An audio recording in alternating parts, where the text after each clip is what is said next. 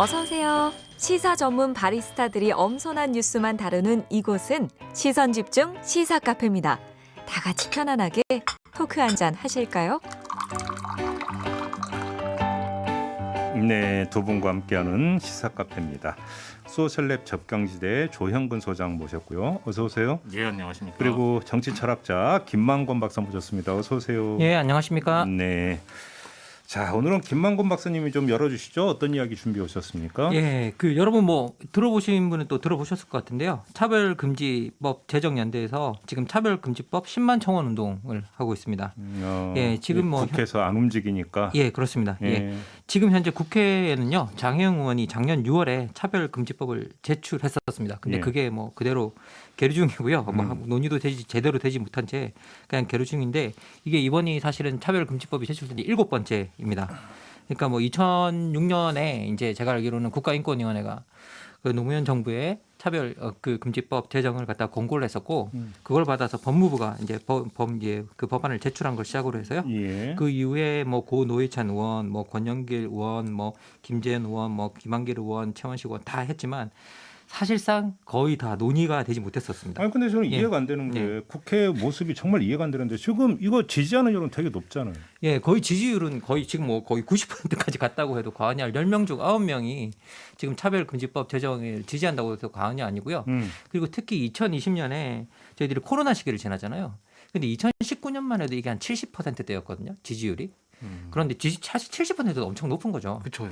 그런데 이게 코로나 시기를 지나면서 거의 90%로 갔어요. 제정을. 그 재미난 현상이네. 예. 그럼 코로나와 차별이 어떻게 연결이 된다고 분석을 하세요? 코로나 시대 때 뭐 우리가 뭐 종교적인 이유나 뭐 다양한 이유나 성소수적인 이유나 뭐 이렇게 코로나에 감염되고 나면 저 사람이 이상한 사람이야. 라고 하는 이제 그런 것들이 있었잖아요. 저 집단이 이상한 집단이야. 예. 계속 이제 그러면서 코로나 시대에 많은 국민들이 누군가를 혐오하는 시선, 행위가 결국 부메랑이 되어 온다는 걸 느꼈다라는 거에 거의 뭐 그 응답한 비중이 90%에 이르렀다고 합니다. 그래서 이제 코로나 시대를 나도 지나면서 코로나에 걸릴 수 있다. 예, 나도 코로나에 걸리면 저런 차별을 당할 수 있다. 라는 그러니까 소위 말해 확진자들에 대한 차별이나 이런 것도 상에서 어떻게 보면 다 꺼리는 그런 것들이 있었고요. 예. 제 기억으로는 그 박근혜 탄핵 국면에서 탄핵 찬성 여론 조사를 해보면 그 숫자가 한 80% 이렇게 됐던 걸로 제가 기억을 하는데 어마어마한 찬성률이라고 그랬거든요. 예. 근데 90%는 그거보다 훨씬 더 높은 거잖아요. 뭐 민주주의에서 사실은 60% 넘어가면 엄청난 찬성률을 받는데요. 아니 그러면 저는 그러면 국회가 이해가 안 되는 게 그게 이제 뭐 이거 워낙 얘기 많이 나왔던 거니까 이제 개신교 쪽에서 반발하고 있다. 뭐 이거 의식해서 지금 그러고 있는 거로 봐야 되는 겁니까? 뭐 사실 이제 대부분 다 그렇다고 이야기를 하고 있는데요. 그래서 실제로 이번에 2020년 이렇게 통계가 나오고 있는데도 21대 국회에서 이제 차별금지법 발의가 된 이후에 한겨레 21에서 법사위원 18명을 대상으로 차별금지법 관련 전수조사, 설문조사를 했답니다. 그런데 응답한 의원이 3명이었대요. 18명 중에. 그런데 왜 입장 곤란한 게 그런 거 왜 나한테 왜 물어 이런 거죠. 그렇죠. 예. 그리고 또 제가 이건 좀 제가 한번 들었던 이야기인데요. 이게 한 의원님한테 들었었는데 전직 의원님한테 들었었는데 그 의원님이 그 동료 의원이 한 분 계셨는데 그분이 차별금지법을 찬성하시는 분이었대요. 근데 지역구에서 찾아왔대요. 지역구 교회에서 찾아와서 참 선거철이었는데 차별금지법에 반대하면 네가 차별금지법을 안 받으면 우리 교회표를 몰아주겠다라고 말씀을 하셨다는데 그 선거에서 정말 뭐가 좀 아깝게 떨어지셨나 봐요. 그분은 차별금지법에 찬성하셨던 거죠. 차별금지법에 찬성하시는 분이 떨어졌나 봐요. 그러니까 이제 개신교 이제 워낙 이제 보도 많이 나왔으니까 이제 그러니까 뭐 이제 차별을 해서는 안 된다. 이러이러한 사유로 차별해서는 안 된다. 이게 되는데 그 사유에 이제 성적 지향이 들어가 있는데 성적 지향이 늘 들어가 있습니다. 이제 이거를 문제 삼고 이제 더 나아가서 이거에서 반대하면 처벌받는다라는 이상한 소문이 돌아서. 근데 실제로는 뭐 이게 형사처벌 조항 자체는 없습니다. 딱 하나 예외 조항 하나 있는데요. 그리고 실제 차별금지법이 적용되는 데가 이제 분야가 4개밖에 없습니다. 그러니까 고용, 교육, 재화, 행정 서비스. 여기 이 4분야에서 차별이 있었을 때 되는 건데요. 그럼 다시 말하면 직업을 갖는데 고용 차별하거나 아니면 교육기관에서 사람을 차별했거나 아니면 상점이나 재화에서 물건을 구분하는데 성적 지향이나 뭐 다른 여러 가지 이유로 그걸 차별하거나 그다음에 행정기관에서 그런 서비스를 이용하지 못하게 하거나 이렇게 하면 이거는 규제 대상이 됩니다. 그런데 그 밖에 사실은 뭐 교회에서 사실은 저는 이것도 말도 안 된다고 생각하긴 하는데요. 교회에서 그냥 차별 발언해도 돼요. 적용이 안 돼요 이게 네, 실제로는. 예, 적용이 안 그러니까 되고. 그렇게 놓고 보면 예. 오해가 아니라 예. 그냥 발언했다가 괜히 처벌받는 거에 이거 오해에서 비롯되는 게 아니라 그냥 성적 지향에 의한 차별 금지가 싫다. 그렇죠. 예. 이렇게 봐야 되는 거죠. 예, 사실은 그렇게 봐야 됩니다. 이걸 모를 수가 사실은 없거든요. 이거는 제가 뭐 조금 더 나간 발언일 수 있는데 2000년대 이후 특히 2010년대 쪽 넘어오면서 일부 개신교 교단들 같은 경우에는 반동성애 운동을 이전의 반공 운동 수준으로 개신교 운동의 새로운 일종의 영역으로 개척해 나가고 있어요. 굉장히 중요한 일종의 선교 포인트고 내부에서 특히 젊은 층을 끌어들이기 위한 중요한 걸로 보고 있는 그런 교단들이 있습니다. 그러니까요. 예, 그래서 이게 그냥 이 성경에서 동성애 금지했다 수준이 아니고 이거를 예전에 반공을 잇는 하나의 정체성으로 그렇게 밀고 있죠. 그러니까 이제 정리를 하면 내년 3월에 대선이 있고 예. 내년 5월에 지방선거 있고 예. 그러니까 그때까지 처리 안 되네요. 그러면. 그렇죠. 뭐 선거가 계속 지속되는 한 이거 어떻게 보면 이제 그 정치인들은 거의 다 꺼릴 것 같고요. 그래서 정말 그런데 이게 가장 큰 문제는 뭐냐면 이게 성적 지향에도 차별금지법에 너무나 많은 이야기들이 들어가 있거든요. 그렇죠. 예, 그런데 이 성적 지향 하나를 문제 삼아서 다른 차별에 대한 이야기를 하지 못하게 만들고 있는 거예요. 맞습니다. 예. 근데 그래서, 우리 예. 이 촌철님들의 좀 그 이해를 돕기 위해서 이거 하나는 점검하고 넘어가야 되는 게 국가인권위원회법에 따르면 9개 사유에서 차별을 금지하는 조항이 있지 않습니까? 그냥 그 법 갖고는 안 되는 겁니까?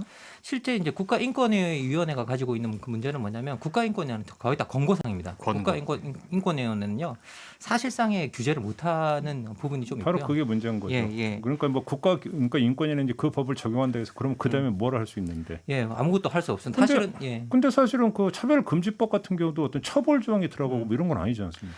근데 차별금지법 같은 경우에는요. 뭐 이렇게 차별 금지 내용을 가지고 우리가 뭐라고 해야 될까요? 그것을 권고했을 때 그것을 거부하면 거기에 대해서 장혜원 의원이 발의한 안에 따르면 거기에 대한 뭐 행정 시정명령 같은 걸 내릴 수가 있습니다. 예, 그래서 어느 정도 강제력이 좀 동반되어 있는 부분이 하나 있고요. 그리고 또 하나 차별을 당한 사람이 있는데 그 사람이 그걸 호소했을 때 그걸 고용한 기관이나 이런 곳에서 그 사람에게 보복성 조치를 가하면 그건 제재 대상이 됩니다. 그렇죠. 형사처벌의 대상이 됩니다. 그래서 이번에 그 부분은 얼마 전에 다릅니다. 최초로 예.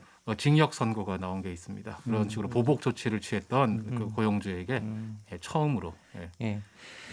그래서 사실 이제 이게 가장 또 큰 문제가 뭐냐면 또 차별금지법 같은 경우에는 사실 이렇게 장애인 뭐 차별금지법 이런 식으로 여러 가지가 정해져 있긴 한데요. 여러 가지 각 분야에 있긴 한데 이게 다 흩어져 있고 그리고 문제는 뭐냐면 장애인 차별금지법 정도를 제외하면 거의 다가 고용 부분에만 집중이 돼 있습니다. 맞습니다. 예, 네네. 거의 고용 부분에만 집중이 돼 있어서 좀 포괄적인 차별금지법이 더 필요하고요. 그리고 더 나가서 앞으로 사회는 점점 더 분화될 거거든요. 그리고 점점 더 분화되고 점점 더 어떻게 세밀화될 텐데 그 세밀화되는 분야마다 어떻게 보면 차별금지법을 세울 수가 없습니다. 분야마다 그건 되게 비효율적이고요. 생길 때마다 하는 거. 그래서 포괄적 차별금지법을 정해놓고 거기에 해당하는 무엇이든 들어오면 그 법을 가지고 다룰 수 있는 어떤 방안이 이제 생겨야 된다라는 측면에서 이 차별금지법이 반드시 필요하다라고 이제 그렇게 이야기를 하고 있습니다. 우리가 그냥 걸핏하면 특히 보수 쪽에서 많이 하는 게 국격 얘기 많이 하잖아요. 국격. 국격. 예. 그렇죠. 예. 아니 이건 국격으로 따져봐도 이러면 안 되는 거 아닌가요? 외국에서 우리나라 네. 이런 모습을 보면 도대체 어떻게 평가를 하겠어요? 지금 사실 어떻게 보면 지금 뭐 여러분 다 아시겠지만 유엔이나 이런 데서는 다 한국에다가 지금 차별금지법 제정하라고 계속 이야기하고 있습니다. 여러 왜냐하면, 차례 했죠. 예, OECD 국가 중에 아니 이건 유엔에서 권고하고 말 것도 없잖아요. 예. 사실은 까놓고 얘기해서. 까놓고 말해서 OECD 국가 중에 차별금지법이 없는 나라가 우리나라고 일본밖에 없습니다. 아 일본도 이런 예, 걸 예. 또 참. 이런 건 또 일본 닮아가지고 예. 그렇죠. 예. OECD 국가 중에 차별금지법 없는 나라가 우리나라가 뭐 일본밖에 일본도 없고요. 심하죠. 이- 뭐 예. 자이니친이 뭐냐면서 예, 예. 제일동포도 뭐 차별하고 많으니까 예. 거기도 제정해야죠. 그 나라도. 예. 그 나라도 반드시 제정해야 되는데 뭐 그 나라는 제가 봤을 때 아직 이렇게 말하면 안 되는 것 같고요. 우리가 일본과 이렇게 한 자리에 놓인다는 게 이게 사실 어떻게 보면 예. 이런 경우엔 참 부끄러운 일이죠. 예. 이 유럽 연합은 아마 이게 가입 의무 조건 아닙니까? 차별. 예, 이 유럽연합 같은 경우에는요, 이게 가입 의무 조건이고요. 이게 코펜하겐 기준이라고 있습니다. 이게 유럽연합에 가입하려면 이 코펜하겐 기준이라고 해서 이게 각 분야 한 뭐 제가 알기로는 18개 정도 되는 분야라고 알고 있는데요. 그 분야마다 맞춰줘야 되는데 그렇죠. 그 맞추는 스탠다드 중에 하나가 이제 차별금지법입니다. 그러면 유럽연합에 가입을 신청하면 국내법을 유럽연합법에 맞게 바꿔 나가야 되거든요. 그렇죠. 그런데 그 바꿔 나가는 조건 중에 하나가 차별금지법 제정이 있습니다. 그래서 차별금지법 없이는 유럽연합에 가입을 할 수가 없습니다. 지금 뭐 상황이 그런데 우리나라 그 같은 한국 경우에는 축구 팬들 중에 가끔씩 이런 이야기 있거든요. 한국이 유럽에 가면 축구로 몇 등쯤 되냐.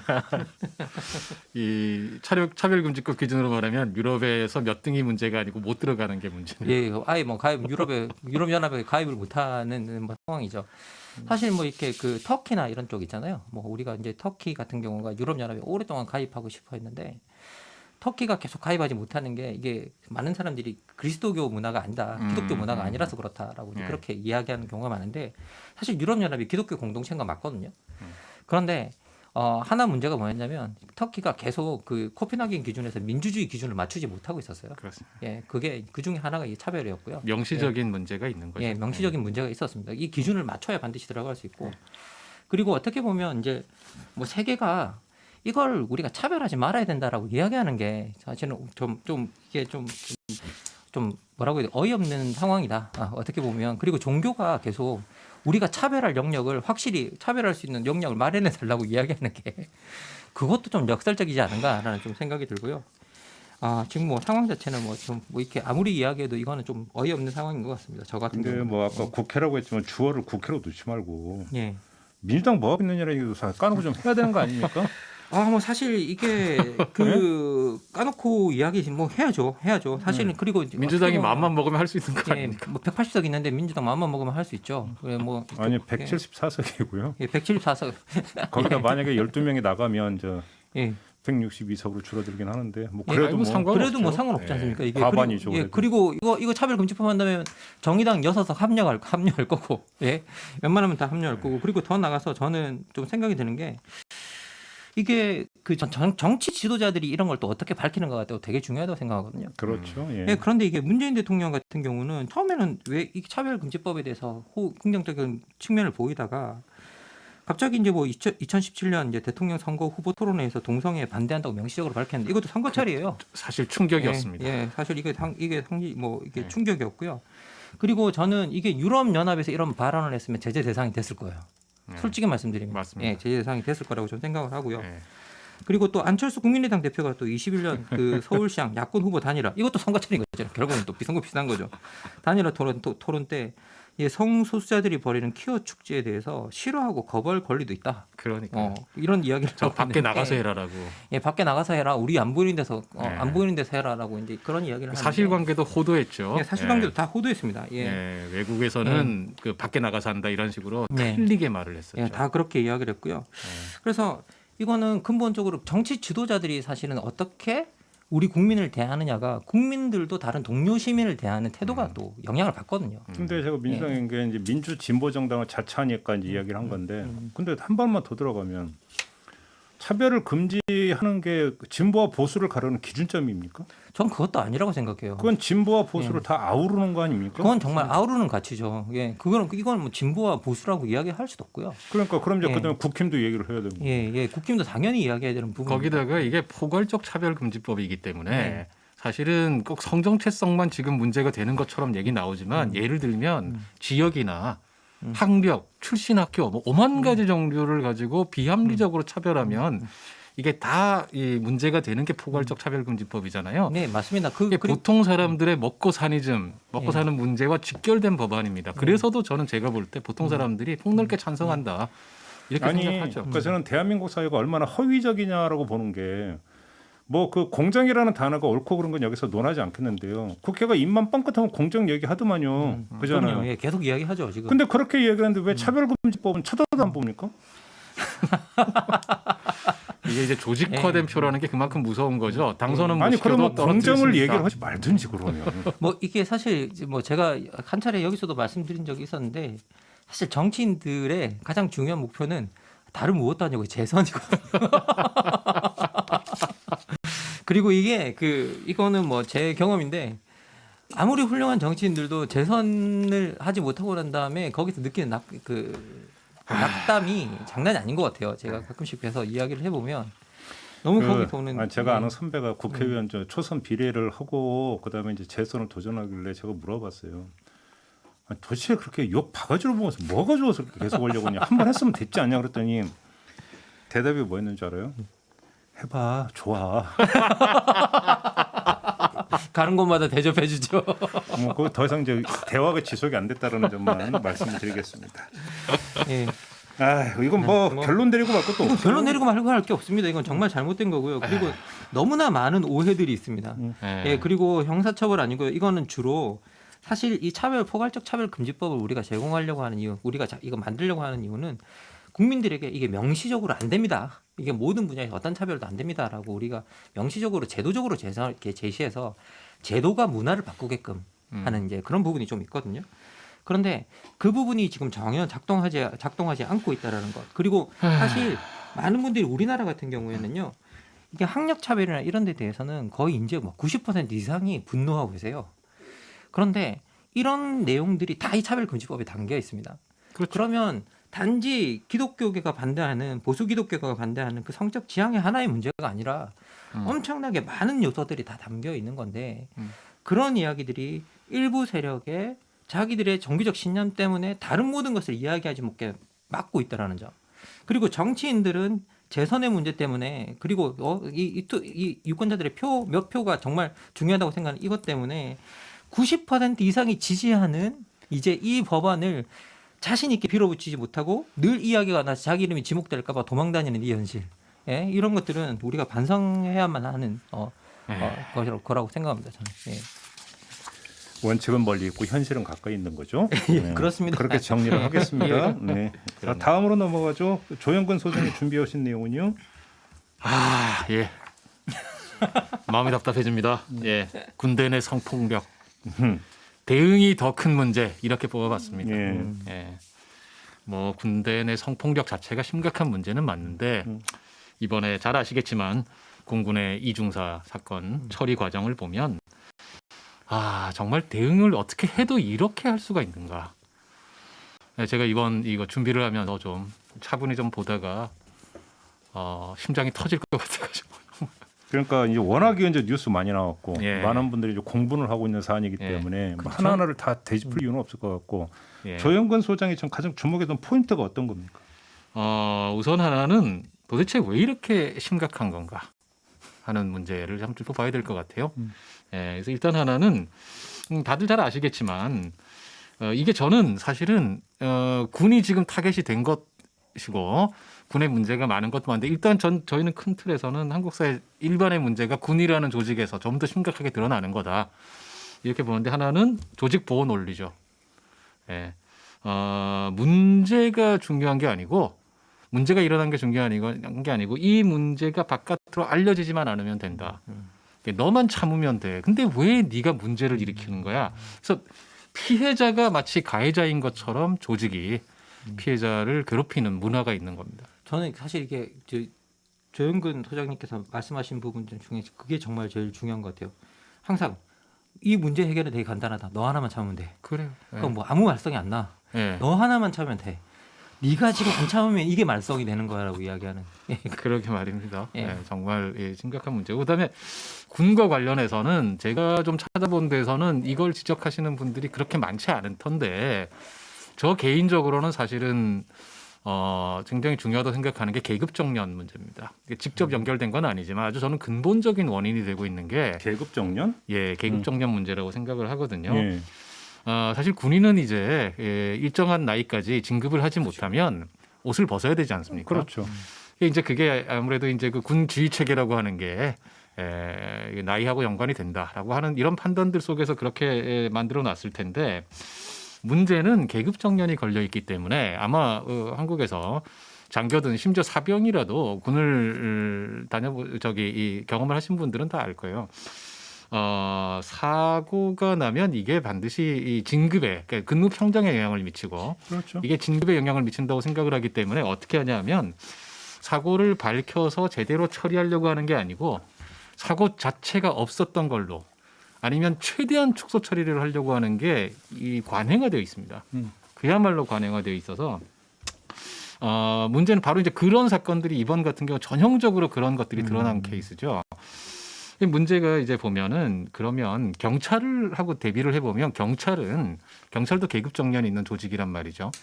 그런데 경감 이하에 대해서는 60세까지 그냥 그 연령 정년으로 가는 걸로 개혁이 됐습니다. 경찰도 지휘 체계고 상명하복 조직이지만 그렇게 하잖아요. 나이 젊은 상관한테 복종하면서 합니다. 군은 왜 못하느냐라는 것이죠. 이게 문제가 뭐냐면 군은 하사부터 다 계급 정년이 있어서 예를 들어서 소령은 45세까지 정년 못하면 옷 벗어야 돼요. 중령은 53세까지가 정년입니다.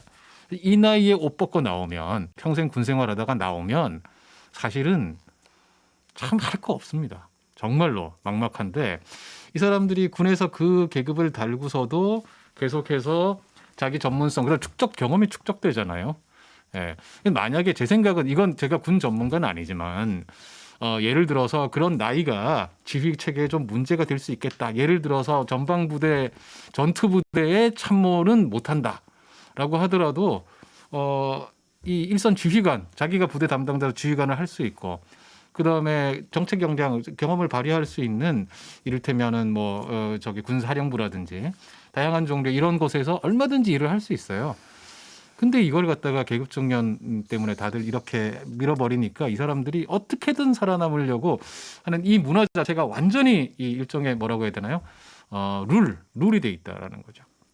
왜 그러니까 무슨 말씀인지는 알 것 같아요. 이제 근데 이제 꼭 그걸 이제 계급 정년으로 직결해야 되는가라는 문제는 좀 따져봐야 되는 문제인 것 같고 왜 그러냐면 어차피 뭐 설령 계급 정년 문제가 아니라더라도 그 일반 그냥 그 민간 영역으로 가더라도 그것이 뭐다 인사고과에 미치는 영향. 네. 이제 그런 것들 어찌 보면 이제 똑같이 이제 그 작동을 할 수 있는 부분이니까. 다 마찬가지인데 제가 볼 땐 군에서 좀 특별하게 더 드러나는 것 같다. 제가 볼 때는 어찌 본다면 조사든 수사든 그것의 계급화가 가장 근본적인 문제인 것 같아요. 뭐냐면 최소한 조사 파트든 수사 파트가 독립되어 있으면서 해야 뭐 하는 신용이라도 낼 텐데. 예를 들어서 지휘 책임을 물어야 되는 대상이 수사를 지휘해 버리면 그렇죠. 예, 맞습니다. 지금 현재는 그렇습니다. 그게 되겠냐라는 예. 거죠. 어렵게 이야기할 뭐가 있겠어요. 그리고 저는 사실 처음 알았는데 이번에 예. 저도 이제 군사법원 쪽에서 움직이는 게 소위 말해서 판사 네네. 그리고 검사, 변호사가 같은 사무실에서 근무한다는 건 처음 알았습니다. 예, 그렇고 이제 군 지휘관이 재판장을 겸하고 예, 그리고 나중에 너무 사면권까지. 그리고 어이가 없었던 게 이번에 예. 국선 변호인 같은 경우에는 한 번도 만나질 않았대요. 그러니까 전화만 2번 했고 처음 전화한 게 50일 만에. 그러니까 이게 그러니까 지난주에 직장 내 괴롭힘 이야기했던 그 메커니즘하고 뭐 다를 게 하나도 없는 거죠. 그러잖아요. 사실은 똑같고요.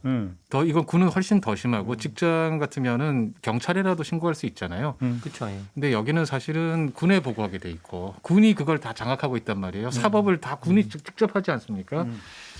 사실은 저는 이제 요 이야기는 제가 드리려고 했던 건데 조금 순서상 빨리 지금 나오는 거긴 합니다만 뭐냐면 저는 사실은 섣부른 생각일 수 있지만 군은 이제 특히 성폭력 문제, 성추행 문제에 관해서는 군의 조사 기능을 빼버려야 된다. 그러니까 예. 그러니까 군 인권센터 같은 이제 그 이야기를 하죠. 이게 지금 군 업무하고 무슨 상관이 있냐 이런 그렇습니다. 거는 민간 법정으로 가야 된다. 이거는 이게 지금 이제 왜냐하면 지난 5월에 미국에서 지금 바네사 기엔 법이라고 하는 법이 위반이 됐고 아직 통과는 안 됐는데요. 뭐예요 그거는? 간단히 말하면 바네사 기엔이라고 하는 분이 미군 여군인데 작년에 성폭력을 당한 후에 가해자로부터 살해당했습니다. 뭐이고? 정말 끔찍한 사건인데 아주 잔인하게 살해당했는데요. 많이 분노했죠 지금 미국 사회에서도. 그래서 지금 위반된 법은 성폭력 처리 결정 권한을 군 지휘관의 손에서 떼버려서 민간 검찰에게 넘겨버리는 겁니다. 이게 지금 이때 그런 발의가 돼 있는 상태고. 그러니까 이게 그렇습니다. 그래서 미군도 사실은 우리가 생각할 때는 미군은 그래도 소프라라고 하는 제도가 있습니다. 성폭력에 대응하는 애초부터 민간하고 이렇게 협동해서 하게끔 2005년부터 이 제도를 실행하고 있는데. 여기도 사법권이 없거든요. 그럼 근본적으로 안 된다라고 미군도 판단을 하게 됐다는 거예요. 미국도. 이거는 도저히 안 되겠다. 사실은 한국도 마찬가지지만 미군도 이거는 특수 상황이긴 합니다. 그러니까 아프간 전쟁 당시든 2012년 조사이긴 한데 그 당시 조사를 보면 여군들의 90%가 성추행, 성폭력을 신고하지 못한다. 덮게 된다. 왜냐하면 이야기 신고를 해도 결국은 불이익이 나한테 온다라는 이런 그 체험 때문에 그래서 미군도 심각하게 보고 있기 때문에 이거는 도저히 군이 더 이상 손 쓰게 해서는 안 되겠다. 바로 그거죠. 예. 그러니까 위력에 의한 성범죄 같은 경우는 민가 그 사회에서 나타나는 것은 위력의 계통에 있지 않은 데에서 수사를 하고 재판을 할 수 있지만 예. 군에서는 위력에 의한 성범죄를 위력에 의한 은폐 구조로 맞습니다. 덮어버린다. 예. 이런 거잖아요. 그렇습니다. 사실 이제 군 구조 따라가면 이제 이미 한번 언급하시지만 사실은 가해자가 재판장도 될 수 있거든요. 그렇습니다. 예. 심지어 예. 지난번 우리 그 직장 내 괴롭힘과 근본적으로 같은 구조인데 그보다도 어떻게 보면 훨씬 더 심각한 상황인 것이죠. 그러니까요. 이제 네. 이게 그 얘기까지는 할 거 없을 것 같고 아무튼 이제 군에 대해서 이런 얘기를 하면 특히 이제 군에 계신 입장들에서는 네, 군 내부에 있는 입장에서는 일단 하나는 뭐 이제 뭐 군의 사기가 떨어진다는데 그다음 또 하나는 이제 군을 잘 모르는 외부에서 군에 대해서 개입을 하는 것은 옳지 않다 이런 식의 입장을 곧잘 밝히곤 하는데 이 문제에 관해서는 이미 이제 뭐 상황이 심각해진 것도 있지만 예를 들면 이번 좀 같은 또 역시 미국 사례인데 미국에서 그 바이든 행정부 들어와서 육군 장관, 국방장관과 별개로 미군 군별로 장관을 두잖아요. 육군 장관을 최초로 여성을 임명을 했습니다. 워머스 장관인데요. 이 여성 장관 임명했는데 이분이 오바마 행정부 시절에 육군성의 이 차관을 정책관으로서 차관을 지내긴 했지만 기본적으로 민간 싱크탱크 출신입니다. 민간인 출신인데요. 군 복무하지 않았고 야전에 대해서 전혀 모르고 그래서 일부 반발이 사실은 군 여성이기도 하지만 군을 전혀 경험하지 않았다 이런 반발이 있긴 했는데 미국 쪽에서 여론은 모르는 게 나은 것 같다. 오히려 내부를 잘 모르. 네. 내부자는 정말 필요한 개혁을 하지 못한다. 그렇죠. 이런 맞아요. 여론이 있고요. 물론 이제 군의 입장에서는 너무 저기 도매금으로 매도하는 거 아니냐 이렇게 얘기하실 수 있겠는데 군 전반을 지금 얘기하는 것도 아니고 특히 이런 성폭력 문제는 군의 구조 현재의 구조로는 개혁하기가 근본적으로 어렵겠다. 아니, 통장이 나서서 이렇게 은폐하려고 하는 이런 상황이 벌어지는 거 아닙니까? 예, 그렇다면 이거는 그냥 열심히 하겠습니다로는 안 된다. 이렇게 저는 생각이 듭니다. 뭐 이제 총장이 나서서 은폐 뭐 의혹은 좀 제기가 됐지만 네. 아직 확정된 부분은 아니고 그렇죠. 그거 같은 예, 경우는 아무튼 이제 뭐 전역을 허했다라고 어제 청와대가 그러게요. 네, 전역화하겠다고. 축소 은폐는 현재까지 없는 걸로 한다. 뭐 청와대는 네. 이렇게 이야기를 했다고 하는데 네. 이제 그 조사 끝까지 좀 봐야 되는 이제 그런 문제인 것 같고 아무튼 감시와 통제의 대상에서 벗어난 조직에서 어떤 일이 벌어질 수 있는지가 보여지는 어떤 뭐 대표적인 사례 이렇게 봐도 될 거 아니겠습니까? 네.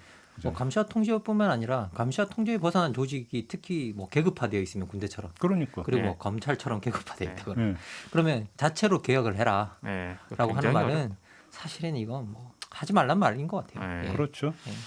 그리고 저는 이제 사실은 조금은 더 이제 좀 옛날 이야기인데 우리 문화 이야기도 조금 할 필요는 있을 것 같아요. 그러니까 사실 어떻게 보면 더 절실한 얘기일 것 같은데 저는 이제 이번에도 보면 이 피해자가 평소 행실이 안 좋았다라든가 이런 식의 이야기들이 심지어 이 고위자들만 알 수 있었던 그런 정보들이 바깥으로 나가면서 그게 이제 그 사회에서 뭐 강X 유발자 뭐 이런 거 그렇죠. 그렇죠. 예. 예, 예, 예. 예. 근데 이제 이것은 정말 이제 2차 가해 중에서도 정말 최악의 2차 가해인데 사실은 이런 문화가 있거든요.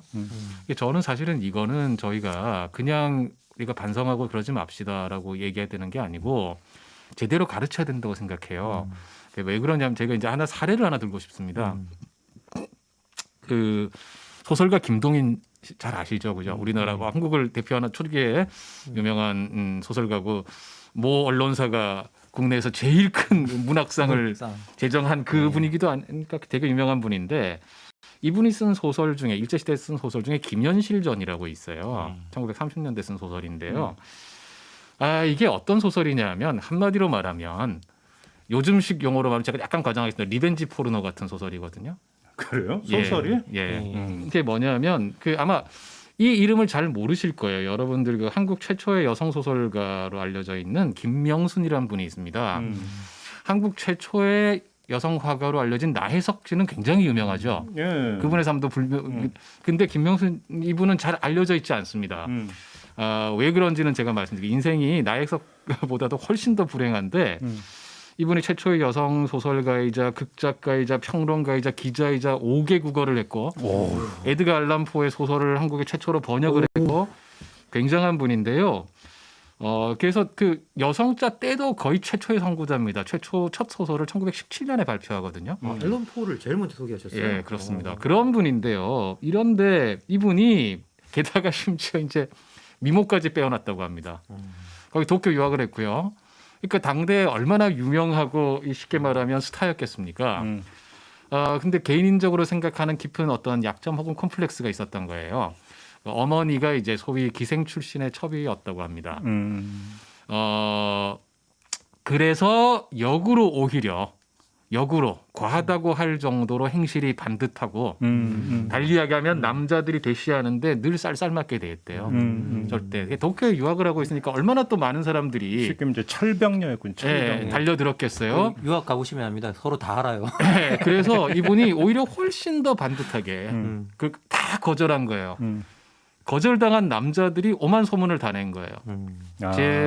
저분은 누구랑 잤다. 쟤는 누구랑 잤다. 해픈 여자다. 그런 이야기를 김현실이라는 이름으로 써서 낸 소설이 김현실전입니다. 사람들이 다 아는 거예요. 저 소설의 모델은 바로 이 김명순이다. 실화에 기반한 소설이군요. 그러고 사실은 우리가 이름만 들으면 다 아는 유명한 당대의 지식인들이 글을 써서 이분을 행실이 해프다고 욕합니다. 예를 들면 김기진이라든지, 예를 들면 더 충격이시겠지만 방정환이라든지, 전영택이라든지 당대의 최고 지식인들이 그래서 이분이 결국은 이 나라를 떠납니다. 떠나요. 살 수 있겠습니까? 당시에는 더욱이 여성들의 말을 할 수 있는 공간이 극도로 적잖아요. 그렇죠.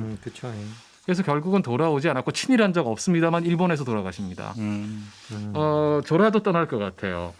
근데 사실은 솔직히 말하면 제가 전공이 그 시절이다 보니까 그 시절 신문 잡지를 많이 보는데 우리가 아는 참 유명한 남자 지식인들이 그런 데 나와서 이런 얘기 너무 많이 해요. 누구는 행실이 해퍼. 자기들은 대부분 다 첩 두고 살았거든요. 그리고 술집 가가지고 사실은 뭐 소위 말하는 그런 유흥 즐긴 거를 심지어 소설에도 즐기기도 하고 지식인의 고뇌라는 식으로 포장하고 저는 이런 거 교과서에 써야 된다고 생각합니다.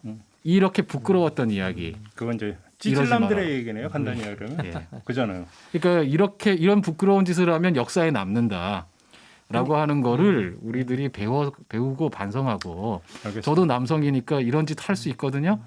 예, 얼마든지 했을 수 있습니다. 저도 했고. 그러니까 반성하고 하라고 교육하고 가르쳐야 됩니다. 어릴 때부터. 근데 이게 그 차별 논리를 들여다보면 차별을 정당화하는 전형적인 논리예요. 피해자가 도덕적으로 더 나쁘다. 그러니까요. 예, 예. 예. 라고 정말 그러니까 원인 제공을 네가 한 거 네가 아니냐? 있다. 뭐 예. 이거잖아요. 예. 계속 그래서 내가 저 사람이 그러지만 않았으면 난 안 그랬을 거다. 그러니까. 라고 하는. 예. 그렇죠. 그러니까 매를 때리는 사람이 하는 얘기가 네가 매를 벌어서 그런 거예요. 그러니까 저희가 사람이니까 그죠. 잘못할 예. 수 있습니다. 그죠? 예, 잘못할 수 있는데 잘못했으면은 거기에 대해서 반성하고 사과하고 그럴 수 있는 게 또 인간이잖아요. 근데 이 부분에 관해서는 거꾸로 네가 잘못한 거야. 라고 하는 이런 문화가 만들어진 것은 정말로 저희가 정말 고쳐야 내만 하고 그런 점에서 이번 공군 문제를 포함한 군내 성폭력에 대한 제도적 개혁도 당연히 필요하지만 이 부분 우리가 진짜 심각한 문제로 생각하고 반성해야 된다. 생각합니다. 이렇게 결론을 내려주셨으니까 그렇게 결론을 내리면서 네. 오늘 시사 카페는 좀 마무리를 하도록 하겠습니다. 조형근 소장, 김만곤 박사와 함께했습니다. 수고하셨고요, 두 분. 네, 저도 함께 물러가고 편안한 주말 보내시고요. 저는 다음 주 월요일에 다시 인사드리겠습니다. 고맙습니다. 예, 감사합니다. 네, 고맙습니다.